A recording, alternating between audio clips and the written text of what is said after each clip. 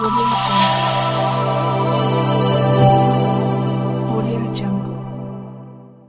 नमस्कार विद्यार्थी मित्रांनो, स्वागत आहे आपल्या सर्वांचं करंट अफेअर्स बाय नितेश या यूट्यूब चॅनलमध्ये। आज आपण 6 एप्रिलचे करंट अफेअर्स आणि त्यासंबंधीचे प्रश्न बघणार आहोत। तुम्ही जर आपल्या चॅनलवर नवीन असाल तर चॅनलला सबस्क्राइब करायला विसरू नका। आजच्या व्हिडिओमध्ये एकूण प्रश्न संख्या 10 असेल आणि शेवटी विचारलेल्या प्रश्नाचं योग्य उत्तर कमेंट करायला विसरू नका। व्हिडिओ शेवटपर्यंत बघा। प्रत्येक प्रश्न हा महत्त्वाचा आहे, सोबतच दिलेली माहिती पण तेवढीच महत्त्वाची आहे।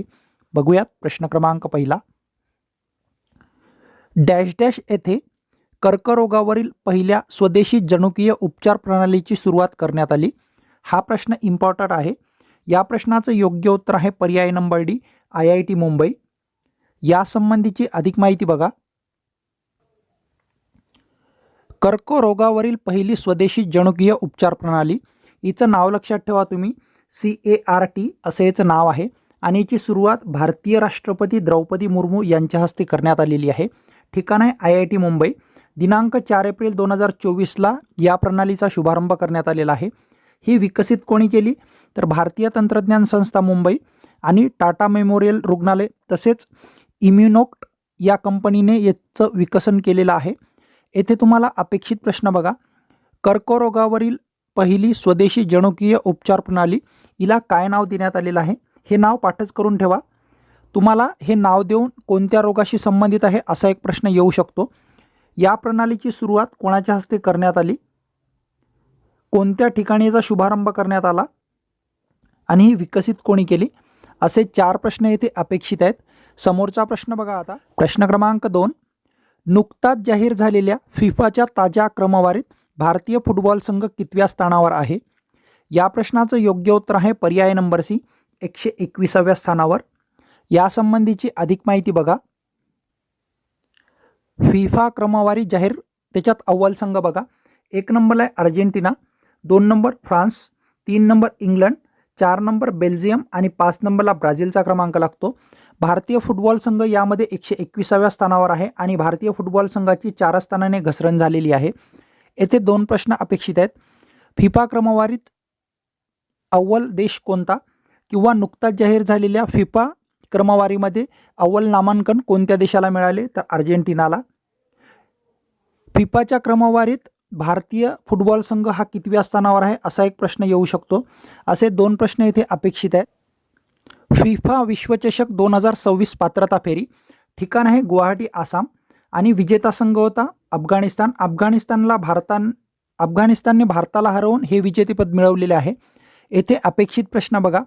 फिफा विश्वचषक 2026 पात्रता फेरी कोणत्या ठिकाणी आयोजित करण्यात आलेली आहे आणि हा अतिशय महत्त्वाचा प्रश्न आहे। याचे विजेतेपद कोणी मिळवले किंवा भारताला कोणत्या देशाने पराभूत केले असा एक प्रश्न येऊ शकतो। समोरचा प्रश्न बघा आता।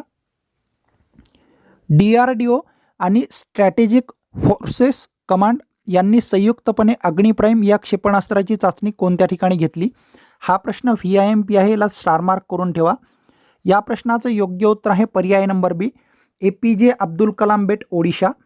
यासंबंधीची अधिक माहिती बघा। अग्निप्राईम क्षेपणास्त्र याची चाचणी DRDO आणि स्ट्रॅटेजिक फोर्सेस कमांड यांनी घेतलेली आहे दिनांक 3 एप्रिल 2024ला। ठिकाण आहे APJ अब्दुल कलाम बेट ओडिशा आणि याचा पल्ला आहे 1200 ते 2000। मध्यम पल्ल्याचं हे क्षेपणास्त्र आहे। येथे अपेक्षित प्रश्न बघा, कारण मागे एक्साईज पूर्वला एक प्रश्न आला होता आणि त्यामध्ये अग्नीचा पल्ला विचारलेला आहे। असाच एक प्रश्न कंबाईनला येऊन गेलेला आहे आणि त्यामध्ये अग्नी या क्षेपणास्त्राची त्या वर्षातील कितवी चाचणी आहे असा एक प्रश्न येऊन गेलेला आहे। त्याच्यामुळे इथे लक्षात ठेवायच्या गोष्टी बघा। अग्निप्राईम या क्षेपणास्त्राची चाचणी कोणत्या ठिकाणी करण्यात आली आणि सर्वात महत्त्वाचा याचा पल्ला किती आहे, असे 2 प्रश्न इथे अपेक्षित आहेत। समोरचा प्रश्न बघा। राष्ट्रीय खो खो स्पर्धा 2024चे आयोजन कोणत्या ठिकाणी करण्यात आले? या प्रश्नाचं योग्य उत्तर आहे पर्याय नंबर ए, नवी दिल्ली। या स्पर्धेबद्दलची अधिक माहिती बघा। राष्ट्रीय खो खो स्पर्धा 2024 ठिकाण आहे करमाळी सिंग क्रीडांगण, नवी दिल्ली। महाराष्ट्राचा पुरुष आणि महिला संघ अजिंक्यपदावर मोहर उमटवलेली आहे। महाराष्ट्राच्या पुरुष संघाचे हे 39वे विजेतेपद आहेत। त्यांनी रेल्वे संघाला पराभूत करून ही कामगिरी केली, तर महाराष्ट्राच्या महिला संघाने 25वे पदक जिंकले आणि त्यांनी भारतीय विमान प्राधिकरण संघाचा पराभव केलेला आहे. येथे अपेक्षित प्रश्न बघा, राष्ट्रीय खो खो स्पर्धा 2024चे आयोजन कोणत्या ठिकाणी करण्यात आले? महाराष्ट्राच्या पुरुष संघाने राष्ट्रीय खो खो स्पर्धेत कितवे पदक जिंकले? तर 39वे. राष्ट्रीय खो खो स्पर्धा 2024मध्ये महाराष्ट्र महिला संघाने कितवे पदक जिंकले? असे 3 प्रश्न इथे अपेक्षित आहेत. समोरचा प्रश्न बघा, कॅन्डिडेट्स या बुद्धिबळ स्पर्धेचे आयोजन कोणत्या ठिकाणी करण्यात आले? हा प्रश्न इम्पॉर्टंट आहे. या प्रश्नाचं योग्य उत्तर आहे पर्याय नंबर डी, टोरंटो, कॅनडा. यासंबंधीची अधिक माहिती बघा. कॅन्डिडेट्स बुद्धिबळ स्पर्धा आयोजन केलेलं आहे टोरंटो, कॅनडा येथे. या स्पर्धेतील विजेत्या बुद्धिबळपटूंना जागतिक अजिंक्यपदाच्या लढतीत सध्याच्या जगजेत्याला आव्हान देण्याची संधी मिळते. यामध्ये एक विशेष घडलं की रशियाचे जे बुद्धिबळपटू आहे यांना फिडे या ध्वजाखालीच खेळावे लागणार आहे, कारण की त्यांच्या देशाला या स्पर्धेमध्ये मान्यता रद्द केली होती. त्याच्यामुळे ते फिडे या ध्वजाखाली खेळणार आहेत. असाही प्रश्न येऊ शकतो, कॅन्डिडेट्स बुद्धिबळ स्पर्धेमध्ये कोणत्या देशाचे खेळाडू हे फिडे या ध्वजाखाली खेळतील? तर रशिया. आणि या स्पर्धेचं आयोजन कोणत्या ठिकाणी केले? असे 2च प्रश्न इथे अपेक्षित आहेत. समोरचा प्रश्न बघा आता, प्रश्न क्रमांक 6, नुकताच अब्देल फताह अल सिसी कोणत्या देशाच्या राष्ट्रपती पदाची शपथ घेतली? या प्रश्नाचं योग्य उत्तर आहे पर्याय नंबर सी, इजिप्त. यासंबंधीची अधिक माहिती बघा. अब्देल फताह अल सिसी इजिप्तचे नवे राष्ट्राध्यक्ष यांनी 2 एप्रिल 2024ला शपथ घेतली होती आणि ही शपथ आहे 3ऱ्यांदा. त्यांचा कार्यकाळ असेल 2030 पर्यंत, कारण की इजिप्तचे राष्ट्रपती यांचा कार्यकाळ 6 वर्षाचा आहे. त्यांना मते मिळालेली आहे 88.6%. यांच्यावर अपेक्षित प्रश्न बघा, इजिप्तचे नवे राष्ट्राध्यक्ष म्हणून कोणाची नियुक्ती झाली? किंवा अब्देल फताह अल सिसी यांनी कोणत्या देशाच्या राष्ट्राध्यक्ष म्हणून शपथ घेतली? नुकताच इजिप्तचे नवे राष्ट्राध्यक्ष म्हणून नियुक्त झालेले अब्देल फताह अल सिसी यांनी कितव्यांदा राष्ट्राध्यक्ष पदाची शपथ घेतली? तर 3ऱ्यांदा. आणि यांचा कार्यकाळ किती असेल? तर 2030. असे 3 प्रश्न इथे अपेक्षित आहेत. समोरचा प्रश्न बघा, चेन्नई येथील परमवीर चक्र उद्यानाचे अनावरण कुणाच्या हस्ते करण्यात आले? या प्रश्नाचं योग्य उत्तर आहे पर्याय नंबर बी, रवींद्र नारायण रवी. यासंबंधीची अधिक माहिती बघा. चेन्नई येथे परमवीर चक्र उद्यानाचे अनावरण, हे अनावरण तामिळनाडू राज्यपाल RN रवी यांच्या हस्ते करण्यात आलेलं आहे. ठिकाण आहे काची महास्वामी विद्या मंदिर, तांबरम. रवींद्र नारायण रवी हे तामिळनाडूचे 15वे राज्यपाल म्हणून कार्यरत आहेत. येथे अपेक्षित प्रश्न बघा, नुकताच कोणत्या ठिकाणी परमवीर चक्र उद्यानाचे अनावरण करण्यात आले? तर चेन्नई. चेन्नई येथील परमवीर चक्र उद्यानाचे अनावरण कुणाच्या हस्ते करण्यात आले? असे 2 प्रश्न इथे अपेक्षित आहेत. समोरचा प्रश्न बघा, प्रश्न क्रमांक 8, नुकताच प्रकाशित झालेल्या अहवालानुसार भारतीयांचे सरासरी आयुर्मान डॅश डॅश वर्षांनी वाढले असे निदर्शनास आले. या प्रश्नाचं योग्य उत्तर आहे पर्याय नंबर ए, 8 वर्ष भारतीयांचं आयुर्मान वाढलेलं आहे. यासंबंधीची अधिक माहिती बघा. जागतिक आयुर्मान बाबत संशोधन, institute of health matrix and evaluation संस्था अमेरिका यांनी हा अहवाल प्रकाशित केलेला आहे. यासाठी त्यांनी कालावधीचा विचार केलेला 1990 ते 2021. जागतिक सरासरी आयुर्मान हे 6.2 वर्षांनी वाढले, तर भारतीय सरासरी आयुर्मान हे 8 वर्षांनी वाढले. येथे अपेक्षित प्रश्न बघा, जागतिक आयुर्मानाबाबत संशोधन अहवाल कोणी प्रकाशित केला? या संस्थेचं नाव लक्षात ठेवा, किंवा ही संस्था कोणत्या देशातील आहे असा प्रश्न येऊ शकतो.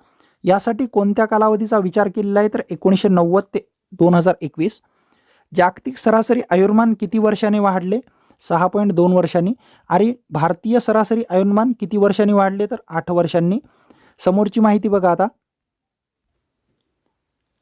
दक्षिण आशियाई विभागात सर्वाधिक सरासरी आयुर्मान वाढ 1 नंबरला आहे भूतान 13.6 वर्ष, 2 नंबर बांगलादेश 13.3 वर्ष, 3 नंबर नेपाळ, 4 नंबर भारत आणि 5 नंबरला पाकिस्तानचा क्रमांक लागतो. येथे अपेक्षित प्रश्न बघा, दक्षिण आशियाई विभागात सर्वाधिक सरासरी आयुर्मान वाढ कोणत्या देशात आढळते? तर भूतान या देशामध्ये. आणि भारताचा याच्यात कितवा क्रमांक आहे? तर 4था क्रमांक आहे. असे टोटल 6 प्रश्न या पॉईंटवर अपेक्षित आहेत. समोरचा प्रश्न बघा आता. एकूण भांडवली मूल्याचा विचार केल्यास जगातील अव्वल कंपनी कोणती? या प्रश्नाचं योग्य उत्तर आहे पर्याय नंबर डी, मायक्रोसॉफ्ट. यासंबंधीची अधिक माहिती बघा. एकूण भांडवली मूल्याचा विचार करता जगातील टॉप 10 कंपन्या. 1 नंबरला आहे मायक्रोसॉफ्ट. मायक्रोसॉफ्टचे भांडवल आहे $3.126 ट्रिलियन. 2 नंबर आहे iPhone. 3 number Nvidia. 4 number Saudi Aramco आणि 5 नंबरला अल्फाबेट या कंपनीचा क्रमांक लागतो. जगातील टॉप 100 कंपन्यामध्ये सर्वाधिक कंपन्या आहेत अमेरिकेच्या 61 कंपन्या आणि या 100 कंपन्यामध्ये भारतातील 3 कंपन्यांचा समावेश आहे आणि ह्या तिन्ही कंपन्या महत्त्वाच्या आहेत. या 3 कंपन्या बघा. 44व्या क्रमांकावर आहे रिलायन्स इंडस्ट्री, 72व्या क्रमांकावर आहे TCS आणि 95व्या क्रमांकावर आहे HDFC बँक. येथे अपेक्षित प्रश्न बघा. एकूण भांडवली मूल्याचा विचार करता जगातील टॉप 10 कंपन्यामध्ये अव्वल कंपनी कोणती? तर मायक्रोसॉफ्ट. एकूण भांडवली मूल्याचा विचार करता जगातील टॉप 100 कंपन्यामध्ये भारतातील किती कंपन्यांचा समावेश होतो? तर 3. एकूण भांडवली मूल्याचा विचार करता भारतातील अव्वल कंपनी कोणती? तर रिलायन्स इंडस्ट्री. आणि जागतिक टॉप 100 कंपन्यामध्ये सर्वाधिक कंपन्या कोणत्या देशाच्या आढळतात? तर अमेरिकेच्या. असे 4 प्रश्न इथे अपेक्षित आहेत. समोरचा प्रश्न बघा आता. प्रश्न क्रमांक 10. राष्ट्रीय सागरी दिनानिमित्त खालीलपैकी कुणाला मर्चंट नेव्ही ध्वज प्रदान करण्यात आला? हा प्रश्न इम्पॉर्टंट आहे. या प्रश्नाचं योग्य उत्तर आहे पर्याय नंबर सी, भारतीय पंतप्रधान नरेंद्र मोदी यांना. यासंबंधीची अधिक माहिती बघा. 5 एप्रिल हा राष्ट्रीय सागरी दिवस म्हणून साजरा करण्यात येतो आणि यंदाचा दिवस हा 61वा आहे. या दिवसाचं औचित्य साधून पंतप्रधान नरेंद्र मोदी यांना मर्चंट नेव्ही ध्वज प्रदान करण्यात आला आणि हा ध्वज त्यांना बंदरे, नौकावाहन आणि जलमार्ग मंत्रालय सचिव TK रामचंद्रन यांच्या हस्ते प्रदान करण्यात आलेला आहे. येथे 3 प्रश्न अपेक्षित आहेत. राष्ट्रीय सागरी दिवस कधी साजरा करण्यात येतो? तर 5 एप्रिल. राष्ट्रीय सागरी दिनानिमित्त नुकताच कोणाला मर्चंट नेव्ही ध्वज प्रदान करण्यात आला? तर पंतप्रधान नरेंद्र मोदी यांना. आणि हा ध्वज त्यांना कोणाच्या हस्ते प्रदान करण्यात आला? तर ते नाव लक्षात ठेवा, रामचंद्रनजी यांचं. मागील व्हिडिओमध्ये जो तुम्हाला शेवटचा प्रश्न विचारला होता त्याचं योग्य उत्तर बघा. प्रश्न आहे, देशातील पहिली जहाजावरील महिला डेक ऑफिसर म्हणून कोणाची नियुक्ती करण्यात आली? या प्रश्नाचं योग्य उत्तर आहे पर्याय नंबर डी, सिमरन ब्रह्मदेव थोरात. आणि तुमच्यासाठीचा आजचा प्रश्न, देशातील पहिला त्रिदल तळ कोणत्या शहरात उभारला जाणार आहे? या प्रश्नाचं योग्य उत्तर कमेंट करायला विसरू नका. व्हिडिओ आवडल्यास व्हिडिओला लाईक करा. चॅनलवर नवीन असाल तर चॅनलला सबस्क्राईबही करू शकता. भेटूयात पुढच्या वेळेस एका नवीन व्हिडिओसह. धन्यवाद.